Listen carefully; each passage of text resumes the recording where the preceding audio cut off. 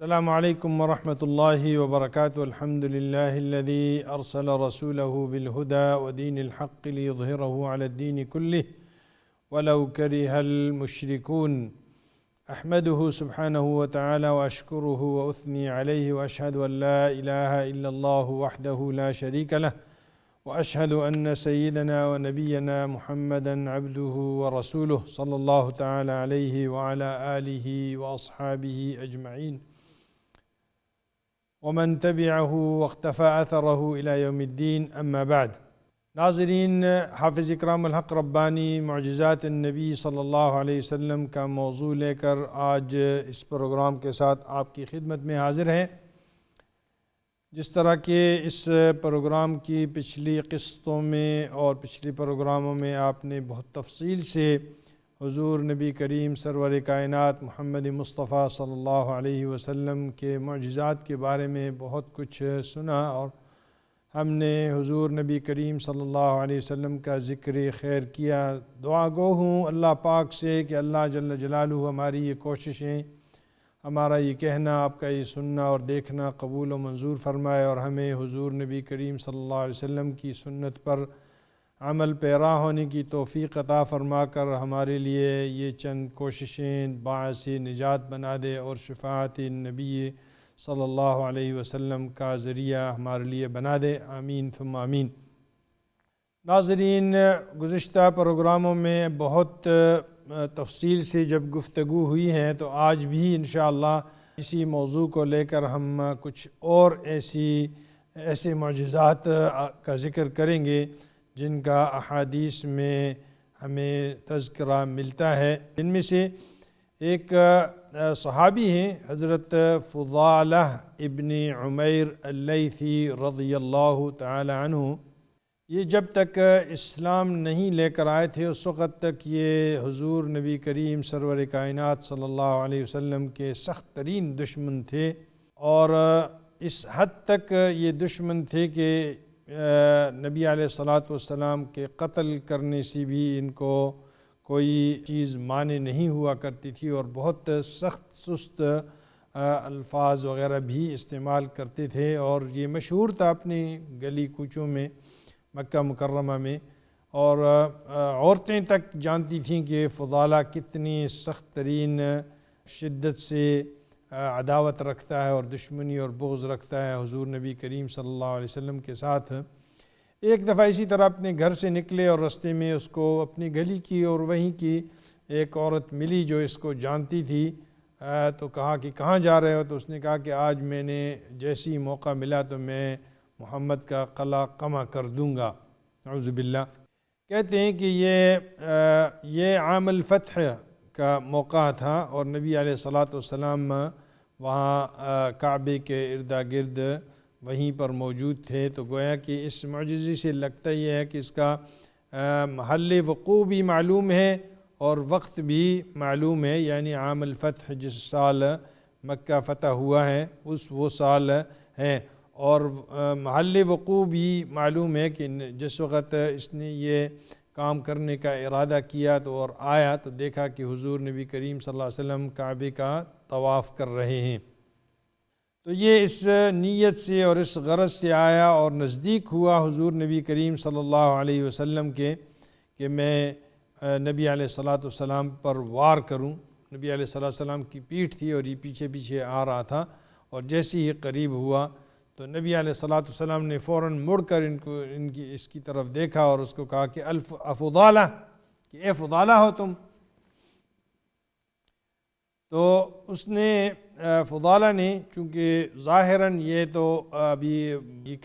کرتا تھا، تو کہتا ہے کہ نعم فضالہ یا رسول اللہ، کہ اے اللہ کے پیغمبر میں ہی فضالہ ہوں۔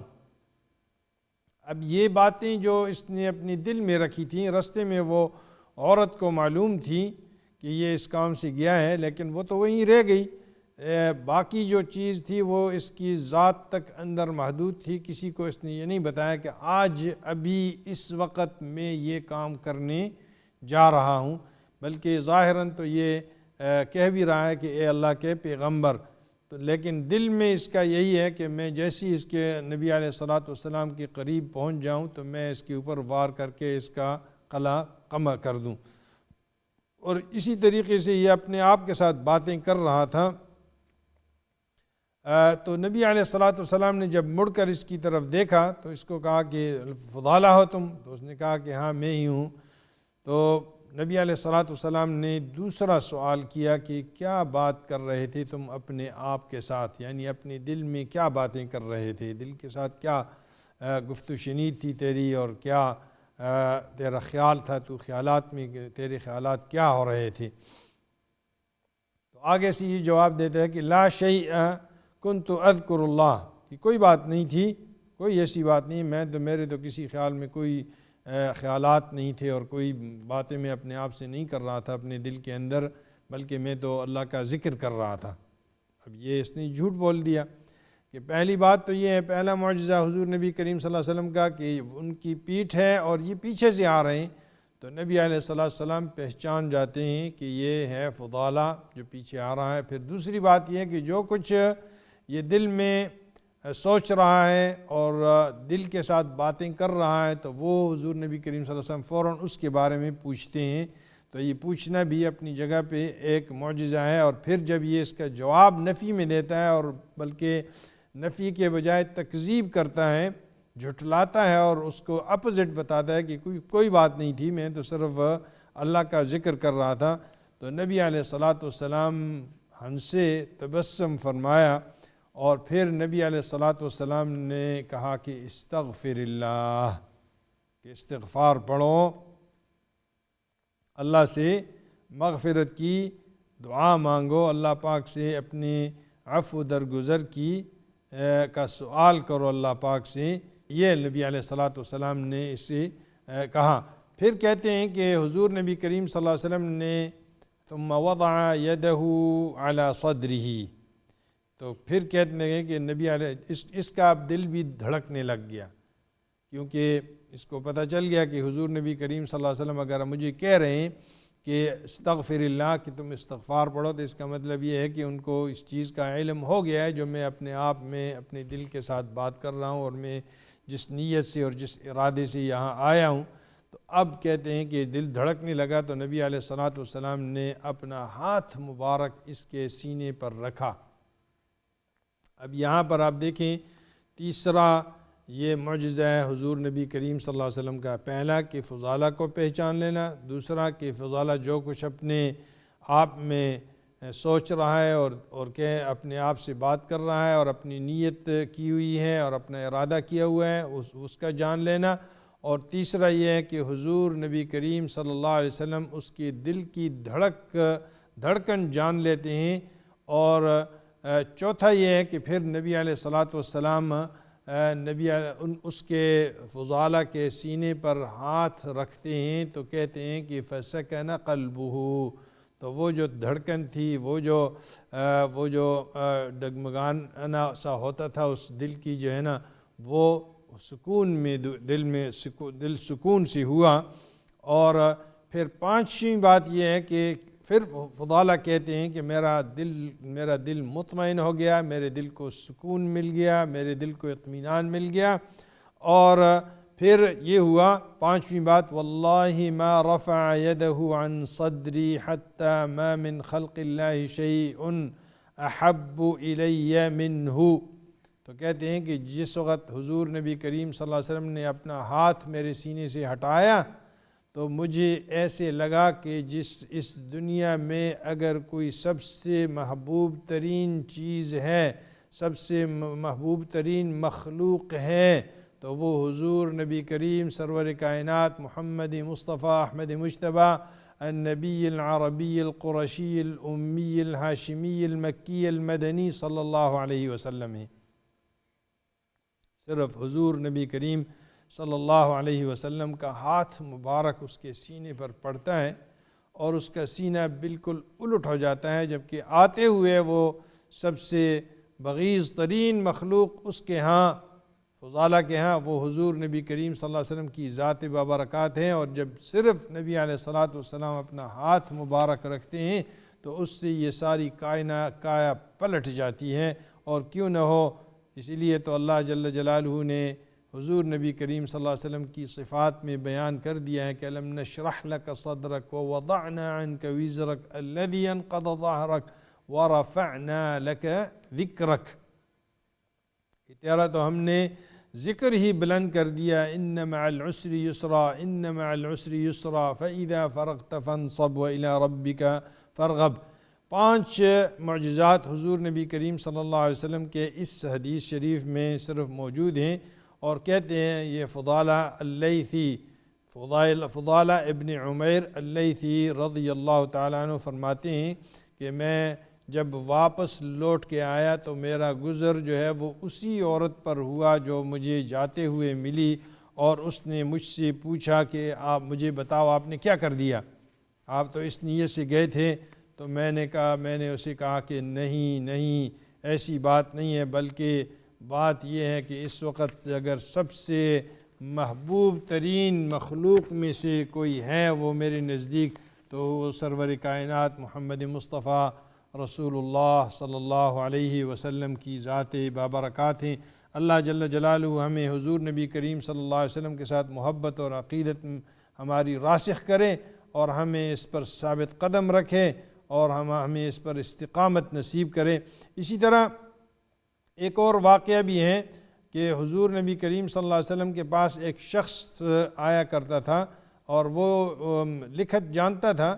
اور لکھتا تھا، جب بھی وحی آتی تھی تو حضور نبی کریم صلی اللہ علیہ وسلم کتاب الوحی جتنی بھی تھی اس میں ان کو بلا کر جو ہے نا وہ لکھواتے تھے جو بھی صورت یا آیات حضور نبی کریم صلی اللہ علیہ وسلم کے اوپر نازل ہوتی تھیں۔ ان میں سے ایک شخص یہ بھی تھا۔ اب یہ شخص اس طرح ہوا کہ یہ شخص جب بھی حضور نبی کریم صلی اللہ علیہ وسلم اس کو کہتے کہ اس طرح لکھو، کیونکہ اصل بات یہ تھی کہ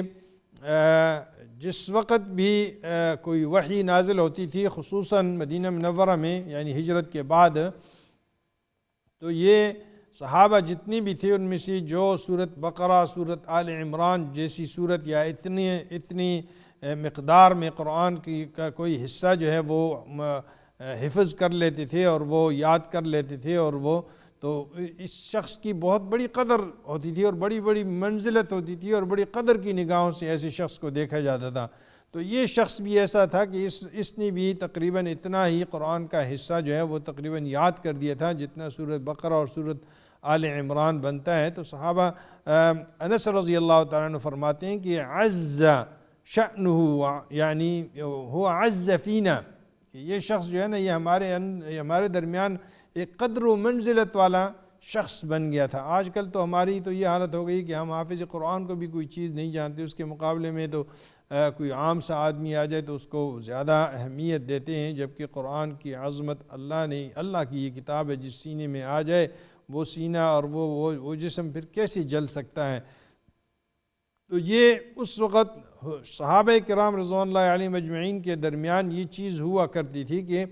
جو شخص بھی اتنی مقدار میں قرآن پاک کا حصہ جو ہے وہ یاد کر لیا کرتا تھا تو اس کی بڑی قدر اور بڑی منزلت ہوتی تھی، اور بڑا اس کو جانتے تھے کہ یہ اس نے بہت بڑا کام کر دیا ہے۔ تو یہ شخص بھی ایسی ہی اس مرتبے تک پہنچ گیا تھا، لیکن جب نبی علیہ السلام املا کیا کرتے تھے اور وہ جیسی ہی آیات نازل ہوتی تھیں تو نبی علیہ السلام فرماتے کہ یہاں پر اب لکھو وہ غفور الرحیمہ، تو وہ بجائے اس کے کہ غفور الرحیمہ لکھتا وہ علیما حکیمہ لکھ دیتا تھا۔ اسی طرح جب نبی علیہ السلام اس کو کہتے کہ اکتب کذا و کذا یعنی اس طرح اور اس طرح اور اس طرح لکھو، تو پھر وہ آگے سے جواب دیتا کہ میں جس طرح چاہوں اس طرح لکھوں گا، کہ میں جس طرح چاہتا ہوں اس طرح لکھ دیتا ہوں۔ پھر جب نبی علیہ السلام مثلا علیما حکیمہ لکھواتے تھے تو وہ وہاں پر سمیعا بصیرا لکھ دیتا تھا۔ تو اس طرح پھر نبی علیہ السلام اس کو فرماتے کہ بھئی آپ اس طرح کرو کہ اس طرح لکھو، لیکن وہ آگے سے پھر جواب دیتا کہ یہ اس کو جو ہے نا وہ سمیع میں لکھوں گا اس طرح جس طرح میری چاہت ہے۔ اس طرح کا یہ ہمیشہ جو ہے نا وہ نبی علیہ السلام کے ساتھ معارضہ کیا کرتا تھا۔ حضور نبی کریم صلی اللہ علیہ وسلم نے اس شخص کے بارے میں بتایا کہ یہ اس شخص کو زمین قبول نہیں کرے گی، کیونکہ جس طرح میں ایسے کہتا ہوں کہ آیت کا نہایت جو ہے وہ اس طرح لکھو، یہ اپنی مرضی کر رہا ہے، تو اس کو زمین جو ہے وہ قبول نہیں کرے گی۔ یہ ایک نبی علیہ السلام نے اس وقت بتایا تھا۔ اس واقعے سے بھی معلوم یہ ہوتا ہے کہ یہ واقعہ مدینہ منورہ میں یہ رونما ہوا ہے اور ہجرت کے بعد رونما ہوا ہے۔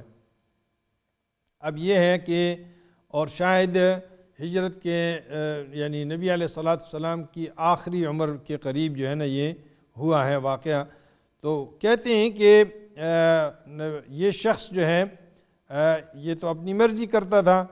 اور نبی علیہ السلام نے اس شخص کے بارے میں یہ بتا دیا تھا اخبار۔ یہ حضور نبی کریم صلی اللہ علیہ وسلم کا یہ معجزہ ہے۔ کہتے ہیں کہ یہ شخص فرتد ذلك الرجل عن الاسلام، تو یہ شخص جو ہے یہ مرتد ہوا، اسلام اس نے چھوڑ دیا۔ فلحق بالمشرکین، اور مشرکوں کے پاس یہ چلا گیا تھا، اور وہاں جا کر اس نے کہا کہ انا اعلمکم بمحمد، میں محمد کے بارے میں تم سب سے زیادہ علم والا ہوں اور جانتا ہوں، اور میں وانی کنت لا اکتب الا ما شئت، یعنی میں کوئی بات ایسی نہیں لکھتا تھا ان سے کہ جو میں نہ چاہتا تھا، میں اپنی چاہت لکھتا تھا۔ کہتے ہیں کہ یہ شخص جو ہے وہ اسی شرک کی حالت میں یہ مر گیا۔ اسی لیے بہت دفعہ میں نے یہ بھی آپ کو اس کا بھی ذکر کیا ہے کہ صحابی وہ ہے کہ جس نے حضور نبی کریم صلی اللہ علیہ وسلم کے زمانے کو پایا ہو، پہلی شرط یہ ہے۔ دوسری شرط یہ ہے کہ حضور نبی کریم صلی اللہ علیہ وسلم کے جو دین لائے اس پر ایمان لے کر آیا ہو، اور تیسری بات یہ ہے کہ اس ایمان کی حالت میں وہ شخص فوت ہو گیا ہو، اور چوتھی اس ایمان کی حالت میں حضور نبی کریم صلی اللہ علیہ وسلم کو دیکھا ہو، اور چوتھی بات یہ ہے کہ اسی اسلام پر، چاہے وہ نبی علیہ السلام کے زمانے میں یا ان کے بعد، اسی اسلام کی حالت میں وہ فوت ہوا ہو۔ یہ چار باتیں ہیں۔ کیوں ہیں؟ اس لیے کہ بہت سارے لوگ ایسے تھے حضور نبی کریم صلی اللہ علیہ وسلم کے زمانے میں جنہوں نے حضور صلی اللہ علیہ وسلم کا زمانہ پایا، چاہے وہ مکے میں تھے، چاہے وہ مدینہ میں تھے، چاہے وہ دوسرے ملکوں میں تھے، دوسری بستیوں شہروں میں تھے وغیرہ وغیرہ، جن میں سے مثلا ابو جہل ہے، ابو لہب ہے وغیرہ وغیرہ، یہ جو جتنی بھی قریشی ہیں انہوں نے حضور نبی کریم صلی اللہ علیہ وسلم کا زمانہ پایا، لیکن وہ اسلام نہیں لے کر آئے، تو اس لیے ان کو ہم صحابی نہیں کہہ سکتے۔ جتنے بھی اس وقت موجود تھے وہ انہوں نے نبی علیہ السلام کا زمانہ پایا، یا جو لوگ دوسرے شہروں، بستیوں اور ملکوں میں تھے انہوں نے بھی وہ زمانہ پایا، لیکن نبی علیہ السلام کو دیکھا نہیں۔ ان لوگوں نے تو دیکھا بھی لیکن اسلام نہیں لے کر آئے، تو اس لیے یہ لوگ صحابی نہیں کہلا سکتے۔ اسی طرح جو دوسرے ملکوں میں نہ انہوں نے دیکھا نبی علیہ السلام کو اور نہ وہ اسلام لے کر آئے، تو اس لیے وہ بھی صحابی نہیں کہلا سکتے، اگرچہ اس زمانے میں تھے لیکن مکے میں نہیں تھے، کہیں اور تھے، نبی علیہ السلام کو دیکھا بھی نہیں اور ایمان بھی نہیں لے کر آئے۔ اسی طرح بعض لوگ کہ جو نبی علیہ السلام کا زمانہ بھی پایا، نبی علیہ السلام کے اوپر ایمان بھی لے کر آئے،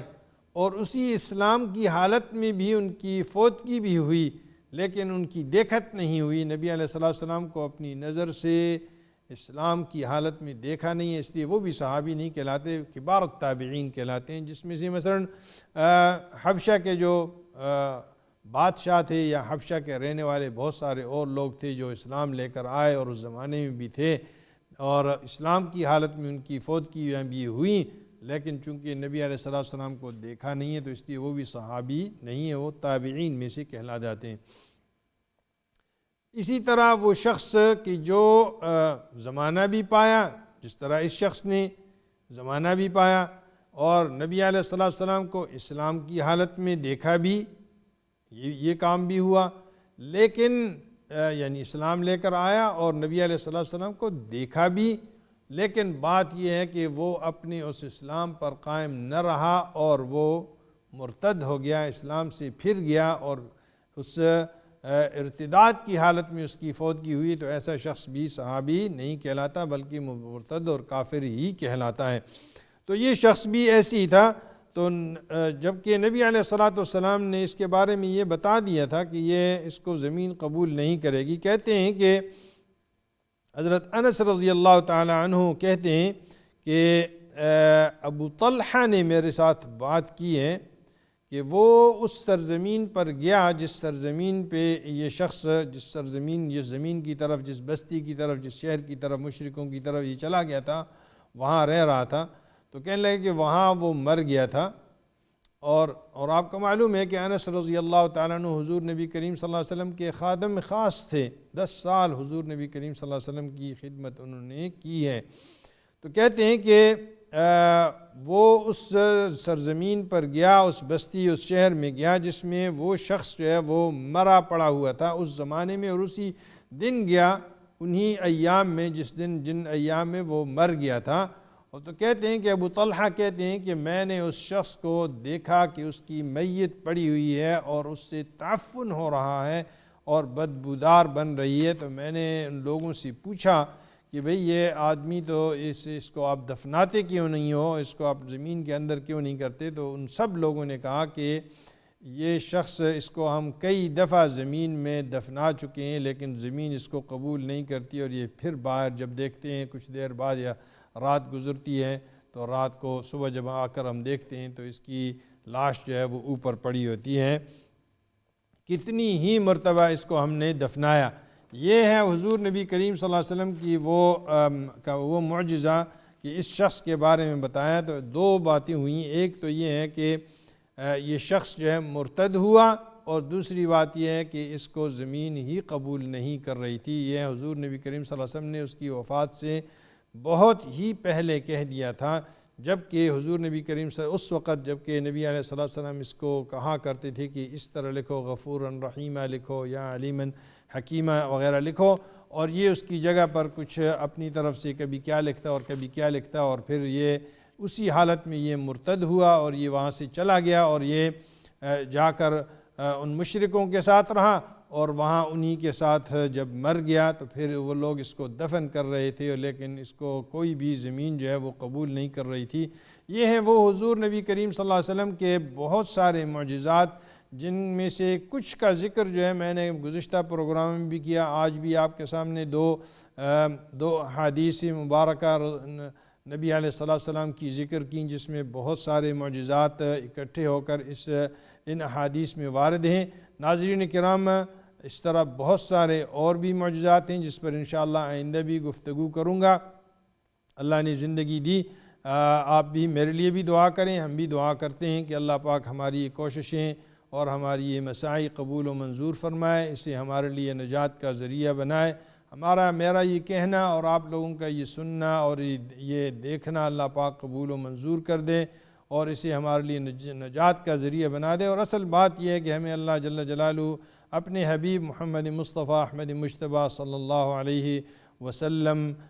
کی شفاعت نصیب کرے. اصل مقصد وہی ہے جس کے لیے ہم حضور نبی کریم صلی اللہ علیہ وسلم کا یہ ذکر کرتے ہیں. ورنہ سیرت کی جتنی کتابیں دیکھیں، سیرت کے جتنے بھی اوراق دیکھیں تو اس پر آپ کو بہت کچھ مل سکتا ہے. ناظرین کرام، وقت چونکہ آج کے پروگرام کا اختتام کو پہنچ چکا ہے، میں آپ سے اجازت چاہتا ہوں. اللہ نگہبان. وصلی اللہ وسلم علی نبینا محمد وآلہ واصحابہ اجمعین. والسلام علیکم ورحمۃ اللہ وبرکاتہ.